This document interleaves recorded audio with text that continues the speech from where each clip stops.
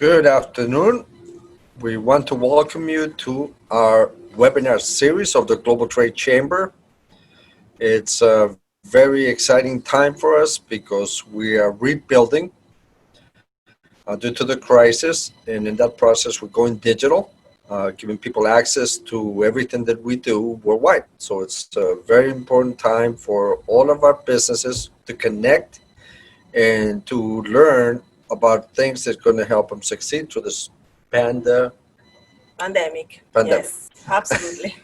So today is one of the most important topics in industry today because so many restaurants are struggling. They are really in a difficult time. So I'm going to introduce our CEO, Maria Rene Davila, to introduce our special guest today. Welcome, Maria. Thank you so much, Al. And I'm very happy to introduce our special guest today. He's going to be talking about how to gain consumer confidence in the restaurant industry, which is a topic that we don't talk too much about it, and we should. And we should learn more about all these regulations.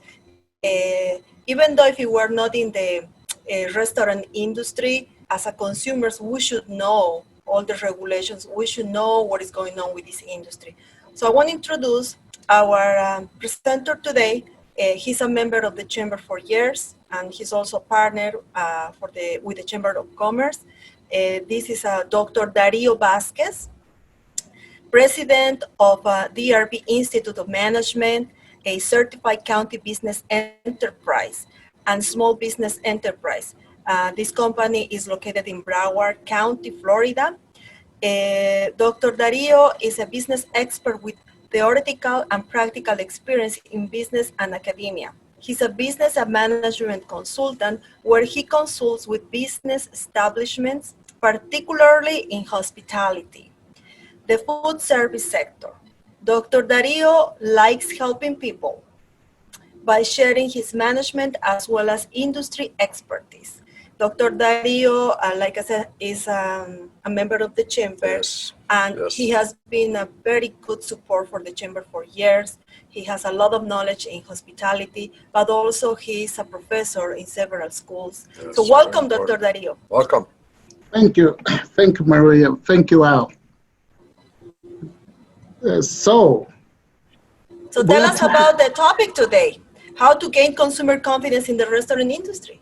It is easier than people might think, because what it is, just think about when there is a hurricane. When there is a hurricane, someone is replacing something, doing some construction, and some other people are out of business. In the restaurant industry right now with this pandemic, what most restaurant owners have been doing, they have been shifting, they have been pivoting operations. For example, they have been selling items that you only see those items in supermarkets and other businesses. But to gain that confidence back, what restaurants should do is they to adjust from the menu to the way that they operate. Some cities have been allowing restaurants to reopen because most restaurants have been reopening at 50% capacity, depending on the city, sometimes 25% capacity. And some of those city leaders, what they have been allowing restaurants is sometimes to set up tables outside on the driveway to gain more customers. But it is this is a little bit statistics from James Beard Foundation, which is an organization that focuses on the restaurant industry, doing research and the like. And unfortunately, about 40% of restaurants have already closed, and it is likely that about 20% of them will reopen. And so what are we talking about here?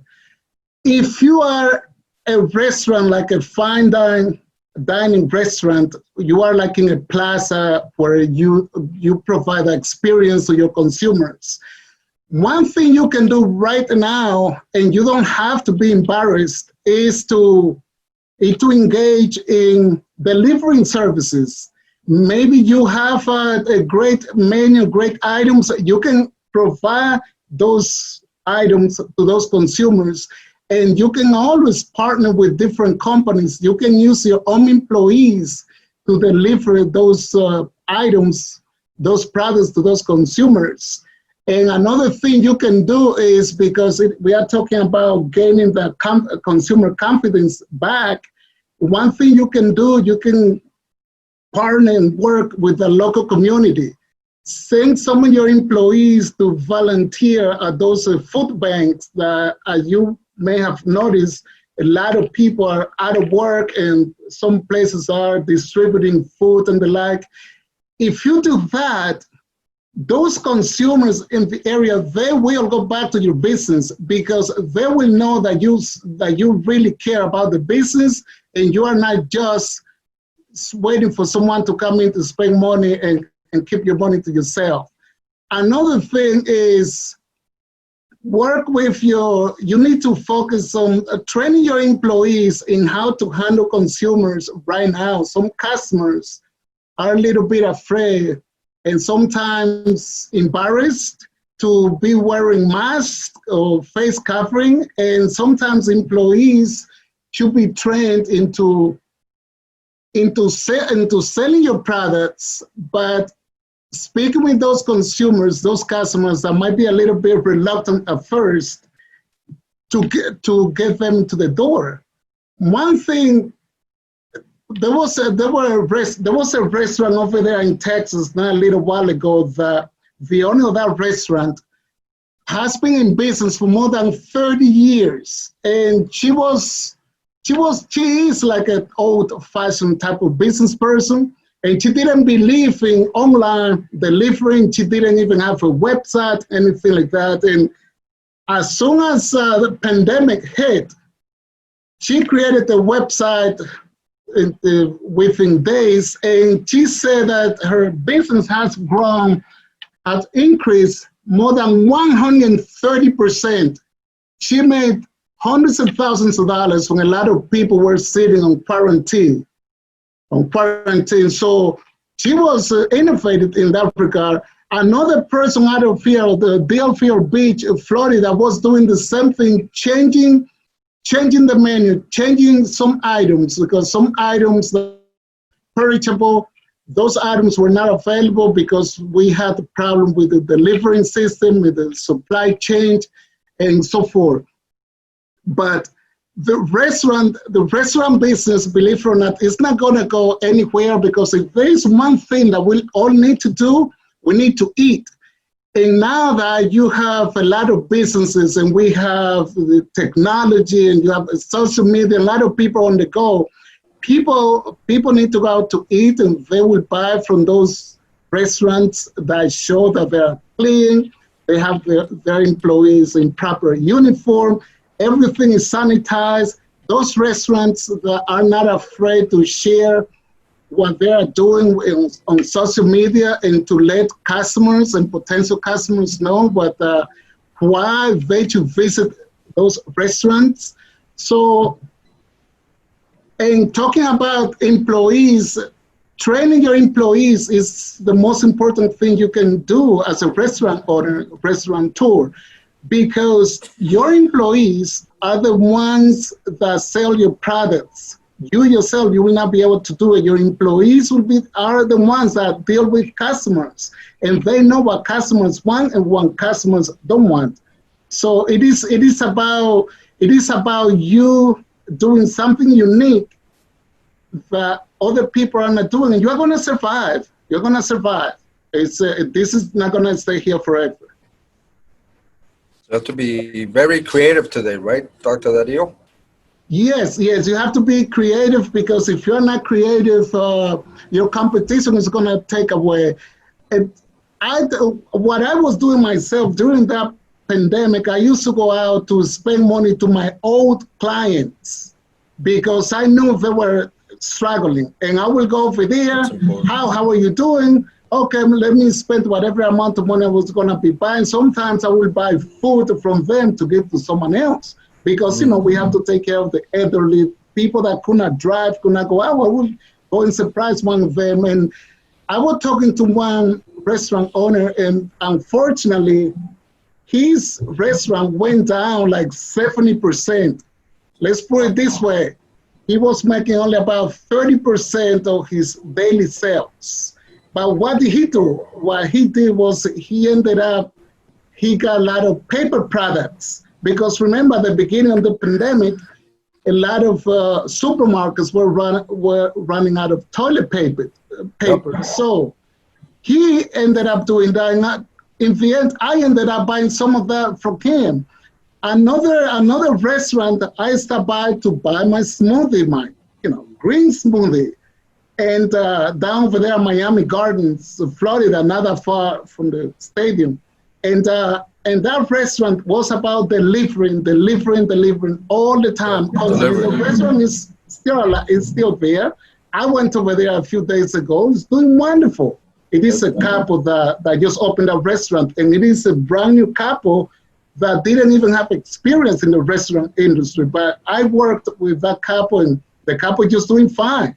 And so if you are innovative, you can do it. But if you are just sitting idle, then you will not be able to. Some other restaurant owners will take over your space.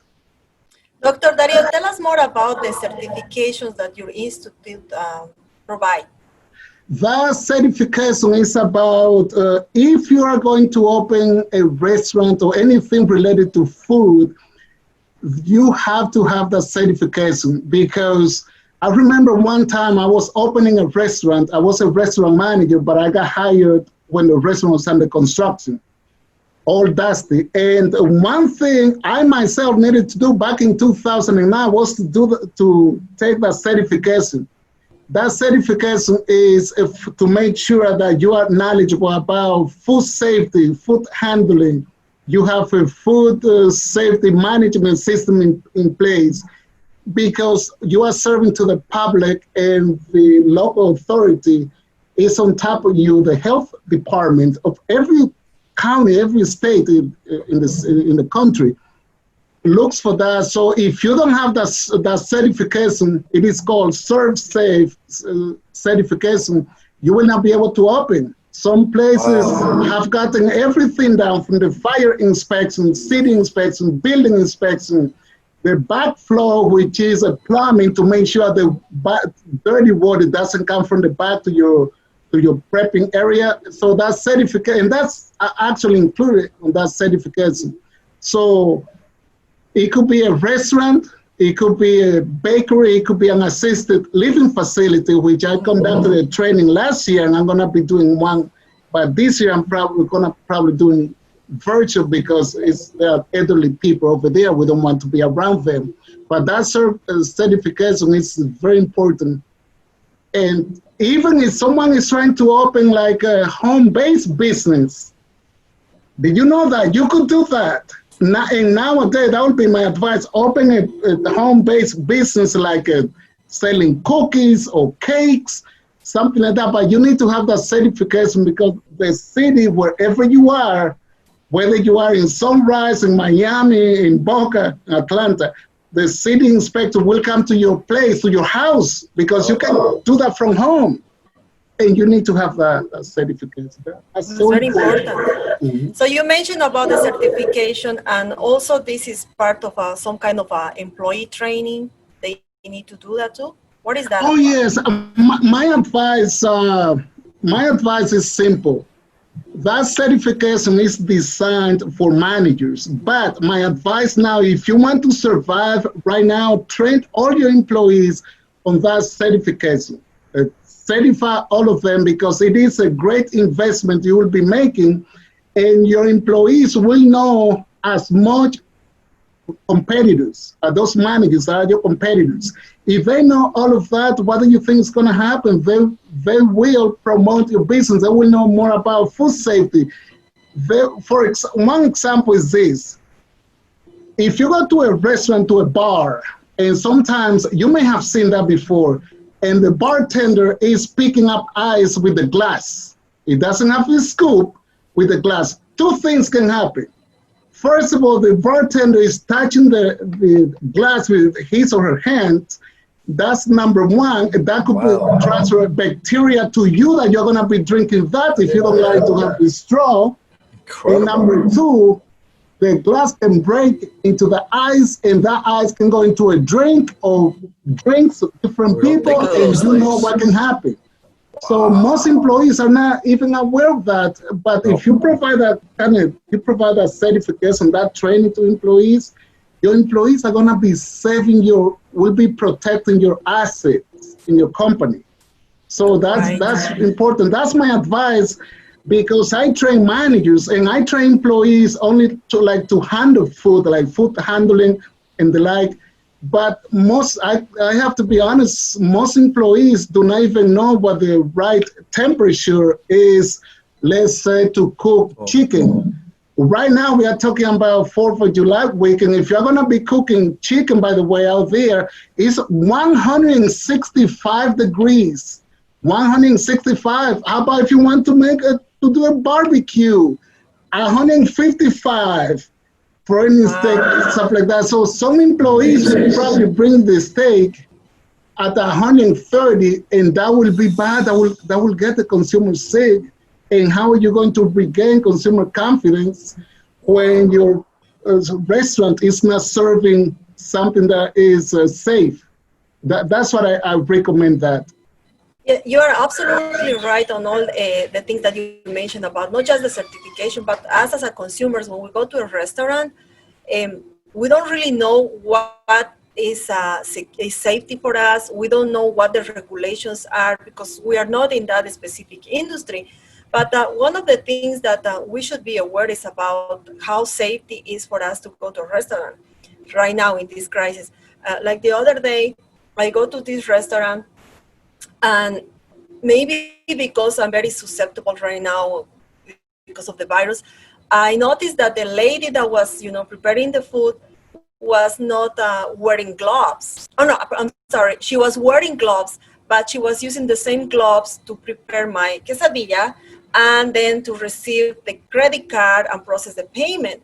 And then she touched the quesadilla after she processed the payment. So I felt very uncomfortable with that moment because I thought that was not right. You tell us if that is the right way to manage the food and the credit cards. No, that is not the right way because employees need to wear gloves, and they needed to wear gloves before now. And the rule is very simple. If you are changing from one task to the next, you have to replace your gloves and you have to wash your hands at least 20 minutes. And so you were talking about probably 3 or 4 violations right there. If you had a health inspector showing up, and it could be anyone like myself, anyone over there will show up that employees will not have a clue. That person is not a health inspector. He has a suit and a tie. Or that person is not a health inspector because he doesn't have a badge. No. If you are as a restaurant manager, you are responsible for your employees. And because this is the deal, that certification teaches you it is all about your knowledge. You need to share your knowledge with those employees and answer questions to those employees. But that was not done the right way. And another thing, the consumer, if you ever go back to that restaurant or to another restaurant and something like that were to happen, my advice is simple. You call the manager, and the manager is most likely gonna give that to you for free. I guarantee you, because the manager knows that to get a restaurant closed, and this is very seriously, to get one restaurant closed, it only takes two customers to file complaints with the health department.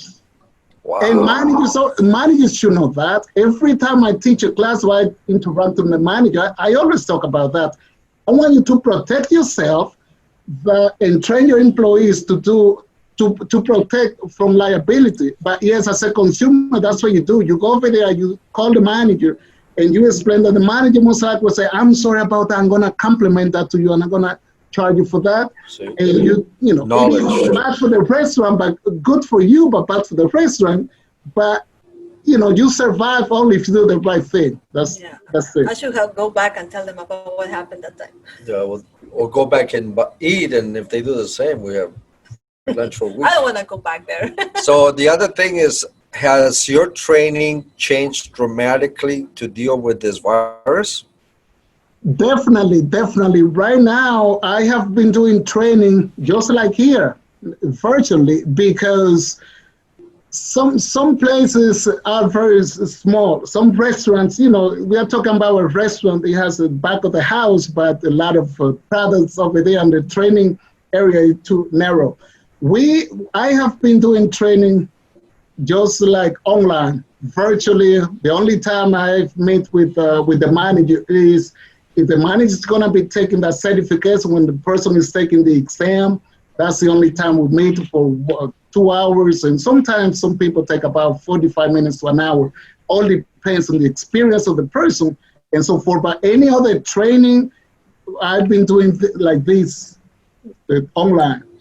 Okay. The other thing is, do the restaurants need to have new guidelines before they open with this virus, or some different? Definitely. The CDC and the CDC, the Food and Drug Administration. By the way, the Food and Drug Administration is the government agency that develops a food code like every 2 or 3 years. And the Food and Drug Administration, the FDA, in conjunction with the CDC, provided some guidelines on how to reopen, and also working in conjunction with the National Restaurant Association. That's where my certification comes from. So I certify you, and we print it out, but it comes from the National Restaurant Association. That's how it works. But for the CDC send the guidelines are like keeping about 6 feet apart.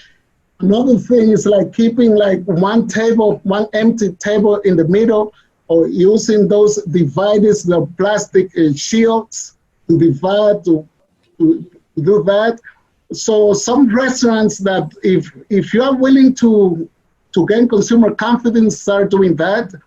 Another thing is that when you do that,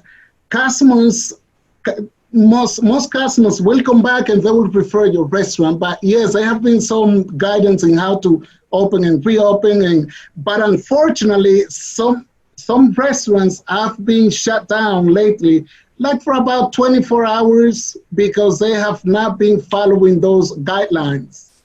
Good. But I'm gonna tell you something that what it is. Most restaurant managers don't have time for that. That's why I volunteer and I offer them my training, because I tell them, listen, I can do the research and I can bring that information to you and break it down in a way that will work for you, that you can do that. Because, by the way, before COVID-19, the Food and Drug Administration is conducting a research study for 10 years. It started in 2013 and it is still going.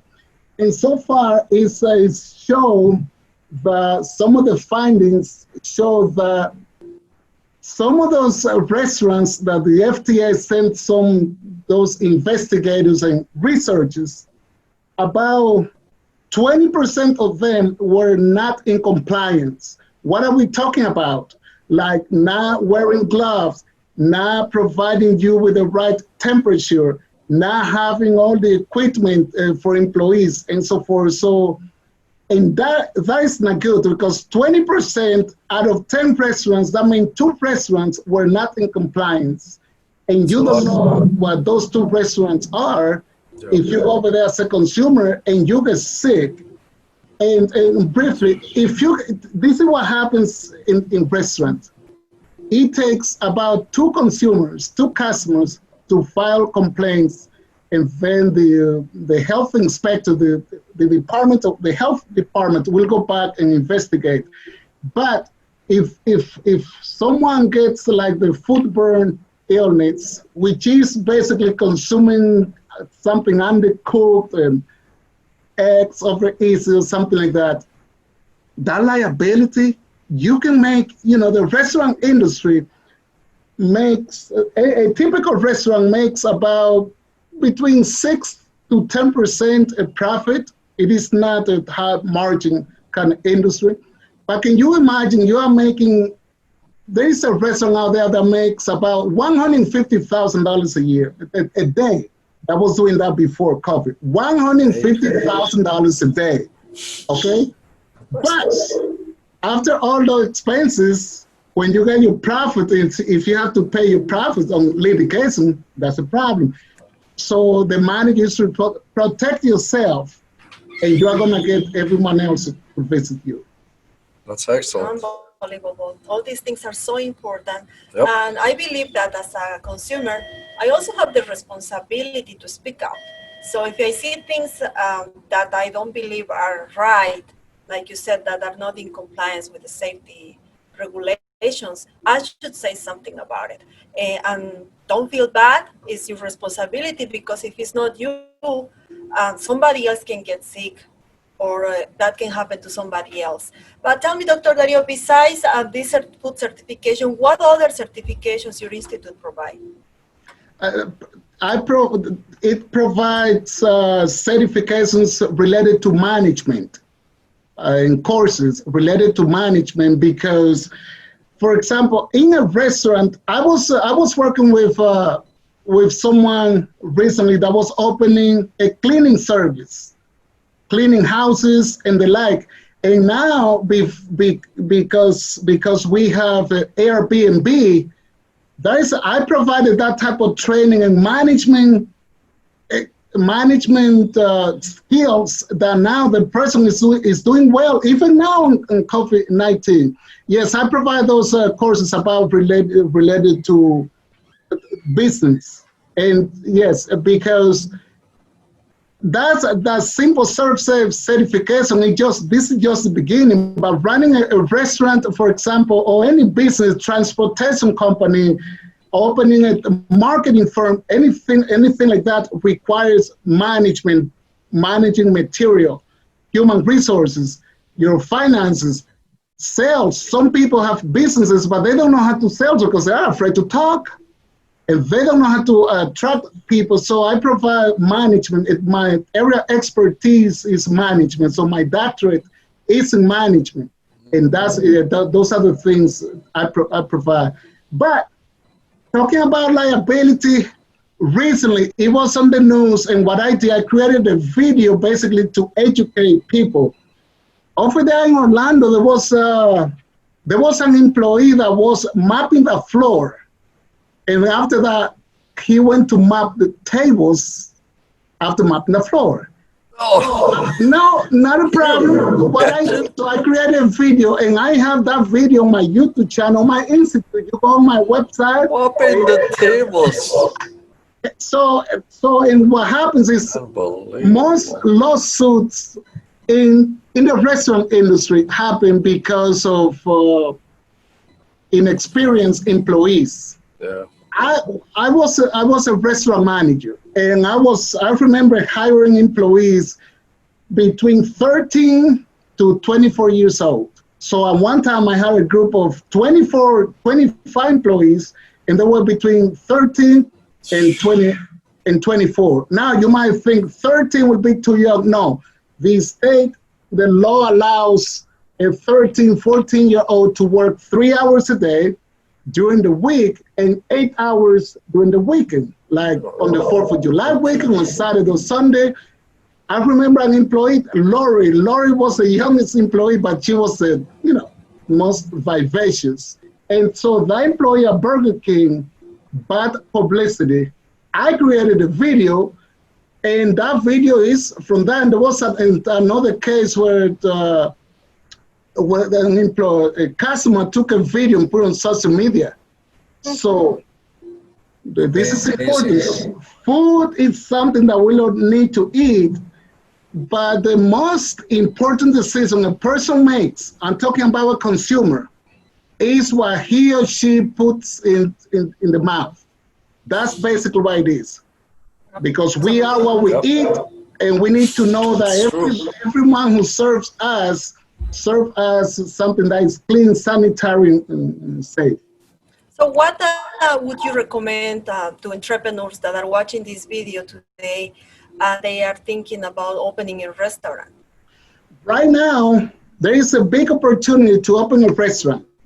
That restaurant has to be, you can open, believe it or not, there is a name for that, a virtual restaurant or a ghost restaurant, meaning that person can go to like a warehousing complex, rent a building, a unit over there, get permits through the city, start cooking over there, and then delivering to consumers.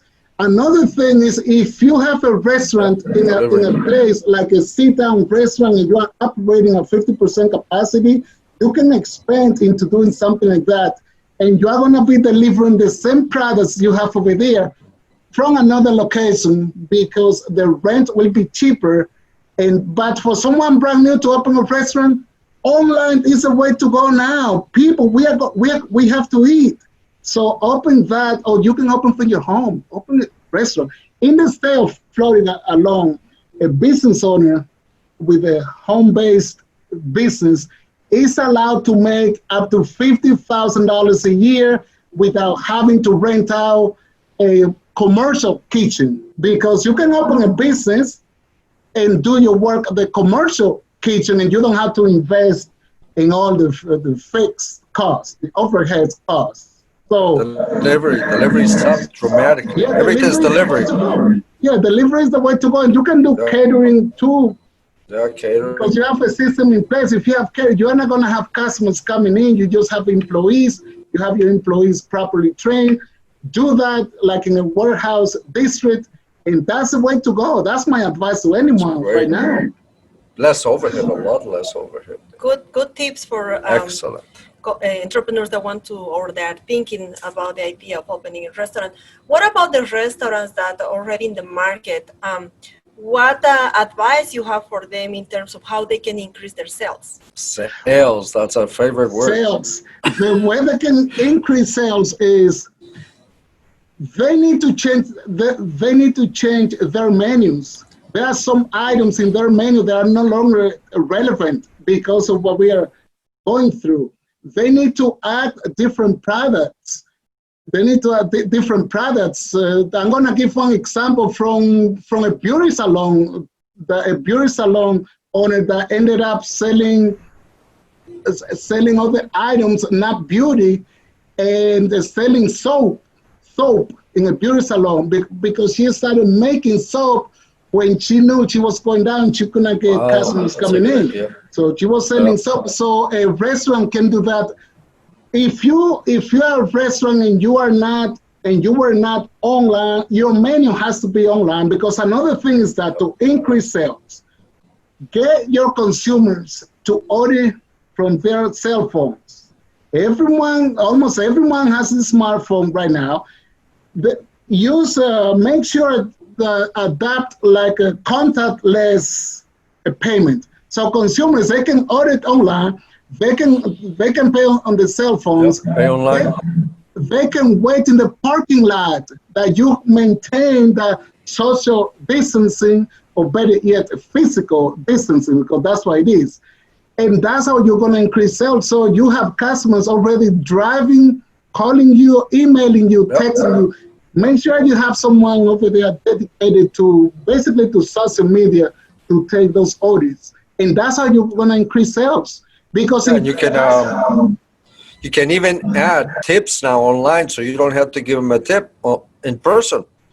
So everything's virtual. And I think one pizza place actually leaves it outside and rings the bell. You don't even see them. So that's the future. And you, Dr. Dario, are ahead of the future, because you've been helping people succeed in the restaurant business. And like you said, we have to eat, but we have to be careful where we eat and what we eat. And thanks to Dr. Dario, he's making our restaurants and people that supply food safer for us. So we appreciate the good job that you do. And I think Dr. Dario should do a seminar for consumers of what they should look for when they go to a restaurant. That would be a great topic. I would be more than happy to do that. I'll be more than happy because today basically you're throwing a little things over there. But yeah, that's correct. The restaurant industry here in Florida, you get nearly 1 million jobs generated. Because that's another aspect of the restaurant industry. Is the jobs it creates. Yes. Most people watching this video to this webinar, they may have already worked in the restaurant industry while attending college, something like that. Most people worked or are working in the restaurant industry, and that's and one thing is this, you know, consumers go out to restaurants for the socialization aspect. They want to socialize. They want to eat. I'm going over there to have meetings and the like. I do that myself. Yes. I meet people in restaurants. That's why it is. One time, two sisters wanted to open a restaurant, and I at one of those national franchises, and I said, okay, let's meet at one of the franchises. And one of them said, why? I said, let's go. So I went over there and I was basically counting the customers coming in order to give them like an estimate. I said, this is what you're gonna do. But people go out to restaurants to eat and to meet. That's the best place when you have a very social thing. Yes. We have to go, Dr. Dario. We could go on for hours with your information, but unfortunately our time is up. We will post this everywhere, right, Maria? Oh yeah, definitely. This is very important for everybody to know and understand for both sides, as a consumer and also as an owner of a restaurant. If you want to get more information on the type of certifications that the Institute of Dr. Dario provides, you can contact him anytime.